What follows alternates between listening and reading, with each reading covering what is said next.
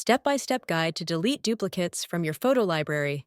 Welcome! Learn how to remove duplicate photos and organize your photo library with Picture Echo.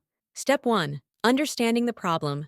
Duplicate photos can fill up your storage. It's time to deduplication and organize your photo library. Step 2. Manual deduplication. Optional. Open File Explorer. Select Pictures folder. Click View Details. Sort and group by name. Move identified duplicates to a temporary folder. Verify before deleting.